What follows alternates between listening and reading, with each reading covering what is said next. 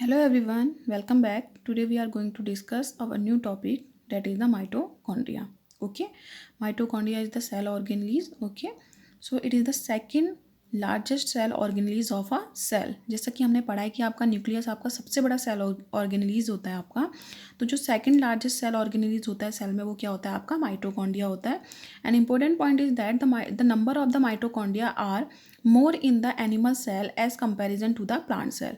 Plant cell के case में आपके माइटोकॉन्ड्रिया के नंबर कम होते हैं, लेकिन एनिमल सेल के केस में क्या होते हैं आपके ये ज़्यादा होते हैं. Okay, coming to the next point. It is also known as the power house of the cell. इसको आपका सेल का पावर हाउस भी बोला जाता है. क्यों बोला जाता है? Because it provides the energy in the form of the ATP. ये क्या करता है? ये आपका सेलुलर एनर्जी को आपका एटीपी के फॉर्म में क्या करता है? आपका प्रोड्यूस करता है. और वही एनर्जी क्या होती है आपकी? यूटिलाइज होती है आपका बॉडी के डिफरेंट फंक्शन करने में, डिफरेंट मेटाबॉलिक प्रोसेसेस में वही एनर्जी क्या होती है आपकी? यूज़ होती है. So it is a membrane bound cell organelles. ये आपका मेम्ब्रेन बाउंड होता है, डबल मेम्ब्रेन से आपका बाउंडेड रहता है. And essential for the aerobic respiration of the eukaryotic cell. Here one term is new, that is the aerobic respiration. What is the aerobic respiration?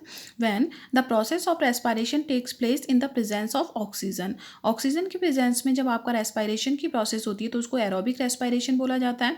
Now what is the respiration? कुछ बच्चे confuse होते हैं कि जो आपका breathing होती है, आपका सांस लेना और छोड़ना, उसको रेस्पिरेशन बोलते हैं, जबकि वो रेस्पिरेशन का एक पार्ट होता है जिसको क्या बोला जाता है आपका? ब्रीथिंग बोला जाता है.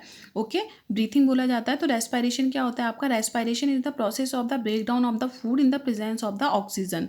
ओके, यानी कि फूड के ब्रेक डाउन की प्रोसेस किसकी प्रेजेंस में? आपका ऑक्सीजन की प्रेजेंस में फूड के ब्रेक डाउन की प्रोसेस को क्या बोला जाता है? आपका रेस्पिरेशन बोला जाता है. And it takes place inside the mitochondria. और ये कहाँ होता है आपका? माइटोकॉन्ड्रिया में होता है.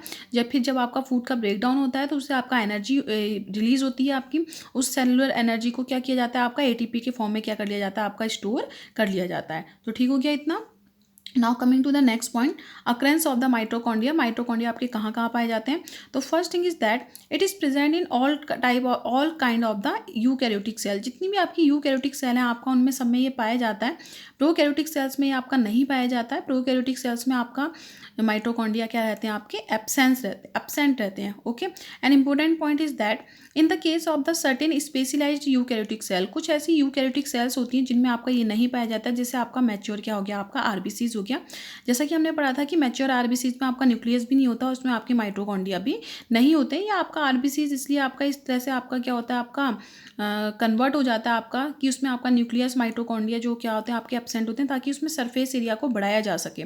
उसके अंदर के सरफेस एरिया को क्या किया जा सके? बढ़ाया जा सके, और वो आपका ज़्यादा से ज़्यादा ऑक्सीजन को बाइंड कर सके. इसलिए जब आपका आरबीसीज कहती हैं आपकी जब फॉर्म होती है उस समय न्यूक्लियस होता है, और धीरे धीरे क्या होता है आपका न्यूक्लियस और अदर सेल ऑर्गेनल्स के होने लग जाते हैं, आपके एब्सेंट होने लग जाते हैं. Okay, now next point is that is shape and size. Shape कैसा होता है आपका? It is variable in shape. जो माइटोकॉन्ड्रिया होता है वो शेप में क्या होता है आपका? वेरिएबल होता है आपका. ओके, ये ग्लैंडुलर भी हो सकता है आपका, बाइफ्रिलर भी हो सकता है आपका, स्पेरिकल भी हो सकता है आपका, ओवल भी हो सकता है आपका, डिस्कॉइड भी हो सकता है. तो बहुत सारे शेप का हो सकता है आपका. थ्रेड लाइक भी हो सकता है आपका. ओके, शू लाइक भी हो सकता है, अमीबाइड फॉर्म का भी हो सकता है. ठीक है.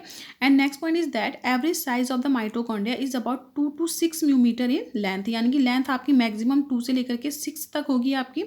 और जो आपका ब्रेथ होता है, आपका डायमीटर होता है, वो कितना होता है? 0.5 मिलीमीटर होता है. ओके, तो ये इसका साइज मेजरमेंट हो गया आपका माइटोकॉन्ड्रिया का.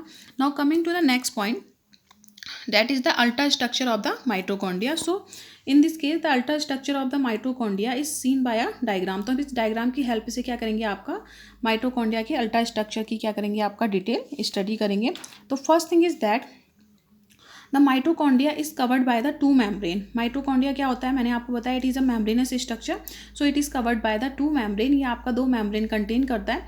द आउटर मेम्ब्रेन आप देख सकते हैं, मैंने लिखा है outer membrane, and this one is the inner membrane. जो ये है आपकी ये इनर मेम्ब्रेन है, और ये है ये आपकी क्या है? आपकी आउटर मेम्ब्रेन है. An important point is that outer membrane is also known as the outer mitochondrial membrane. Inner membrane is also known as the inner mitochondrial membrane. Okay, the first point is that the outer membrane is smooth and forms the continuous bounding. अब जो आपकी outer membrane होती है आप देखेंगे तो क्या होती है? आपकी स्मूथ होती है, और आपका एक कंटिन्यूस क्या बनाती है? आपकी बाउंड्री क्या करती है? आपका फॉर्म करती है. जबकि जो आपकी इनर मेम्ब्रेन होती है आपकी, ठीक है, इनर मेम्ब्रेन में क्या होता है आपका? ये आपका सेमी परमिएबल होती है. इनर मेम्ब्रेन क्या होती है? आपकी सेमी परमिएबल होती है, ताकि आपका मटेरियल का क्या किया जा सके? आपका एक्सचेंज किया जा सके. An important point is that जो इनर मेम्ब्रेन होती है वो इरेगुलर होती है, वो फिंगर लाइक स्ट्रक्चर में क्या हो जाती है आपकी, बैंड हो जाती है अंदर, ठीक है।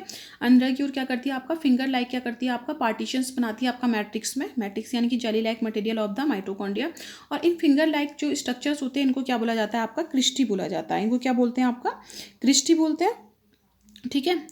ये लिखा हुआ है आपका, these finger like structure are known as the cristae. What are the finger cristae, cristae क्या होते हैं आपके, these are the infold of the inner membrane. Inner membrane के मैट्रिक्स में जो इनफोल्ड होते हैं उनको ही क्या बोला जाता है आपका, क्रिस्टी बोला जाता है। And next important point is that this is the matrix of the mitochondria, यानी कि माइटोकॉन्ड्रिया के अंदर जो आपका जेली लाइक सब्सटेंस होगा उसको क्या बोला जाएगा आपका, मैट्रिक्स बोला जाएगा।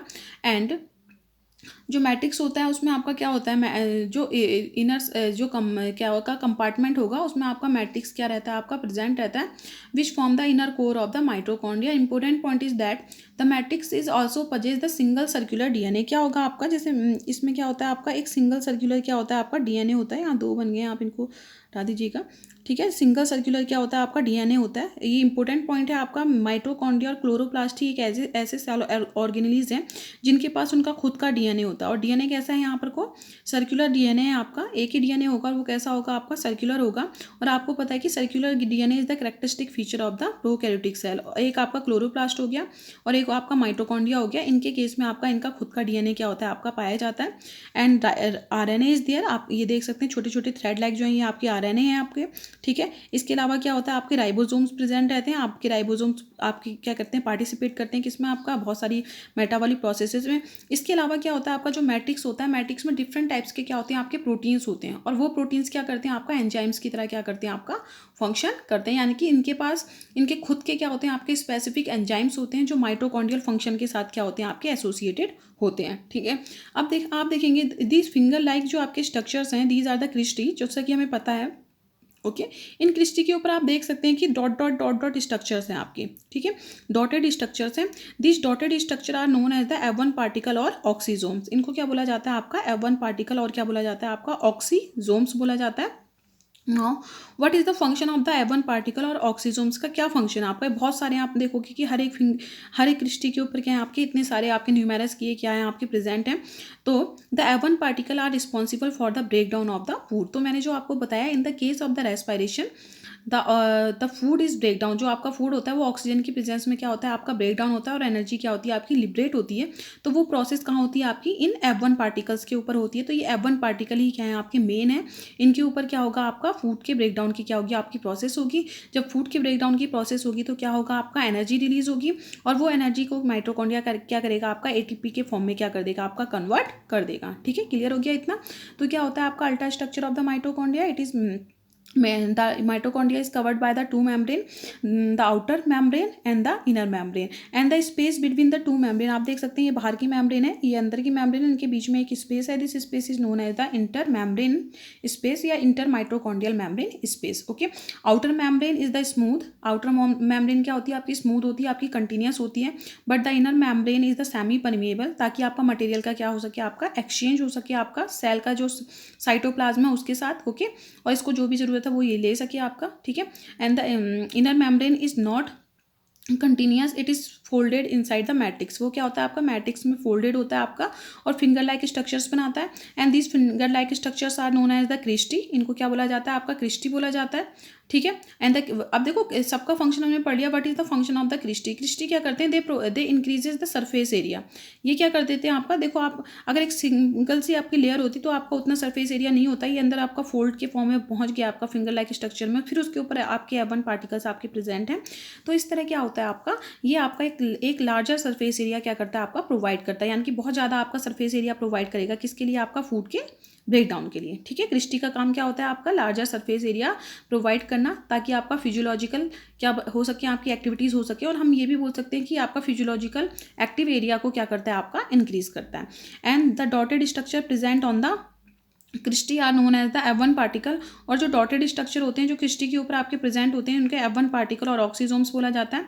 And these particle are responsible for the break down of the food material. यही आपके फूड मटेरियल के ब्रेक डाउन के लिए आपके रिस्पॉन्सिबल होते हैं, जहाँ पर को आपका क्या होगा, फूड का क्या होगा आपका, ऑक्सीडेटिव क्या होगा आपका, ब्रेक डाउन होगा। यानी कि ऑक्सीजन की प्रेजेंस में क्या होगा आपका, फूड टूटेगा और उससे आपकी एनर्जी रिलीज होगी। उस एनर्जी को आपका माइटोकॉन्ड्रिया क्या करेगा आपका, एटीपी के फॉर्म में कन्वर्ट कर देगा। क्योंकि एडीपी तो पहले से होते हैं, एडीपी क्या होते हैं आपके, पहले से होते हैं, ठीक है। और इनसे क्या बनता है आपका, एटीपी का क्या होता है आपका फॉर्मेशन होता है। एडीपी की फुल फॉर्म होती है एडिनोसिन डाइफॉस्फेट और एटीपी की फुल फॉर्म होती है एडिनोसिन ट्राइफॉस्फेट। यानी कि जब एटीपी आपका इनऑर्गेनिक फॉस्फेट के साथ और एनर्जी के साथ आपका बाइंड होता है, यहाँ पर कौन प्लस एनर्जी भी लिखेंगे, ओके।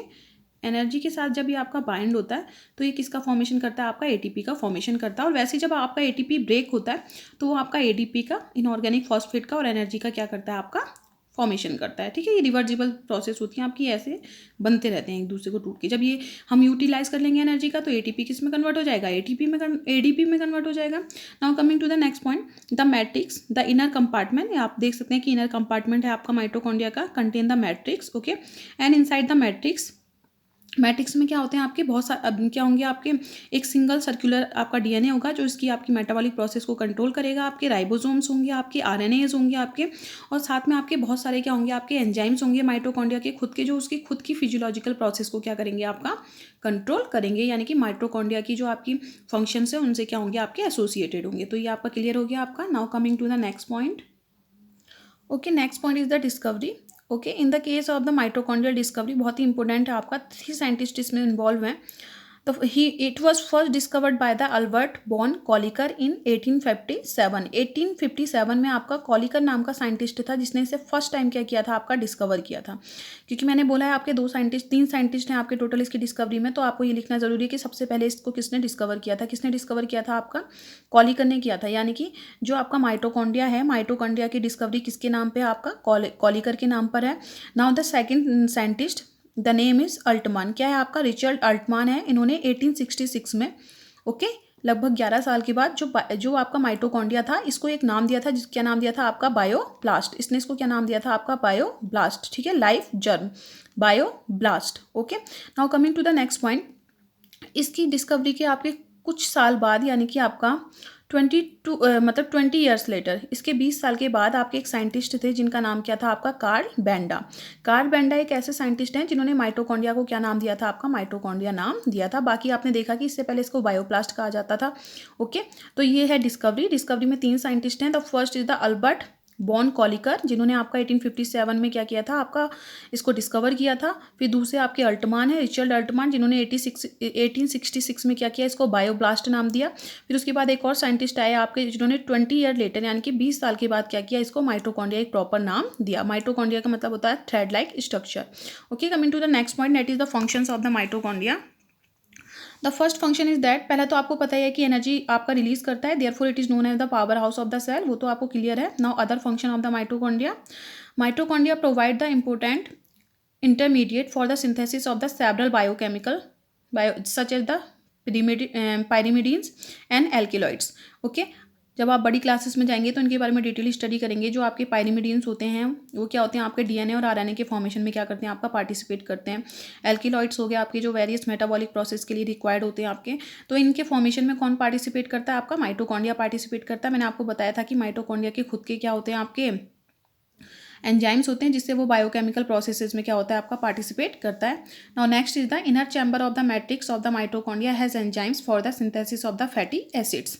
आपको पता है कि आपकी बॉडी के लिए फैटी एसिड्स भी बहुत ज़्यादा रिक्वायर्ड हैं, तो उनके फॉर्मेशन के लिए भी क्या करेगा, आपका कौन पार्टिसिपेट करेगा, आपका माइटोकॉन्ड्रिया पार्टिसिपेट करता है।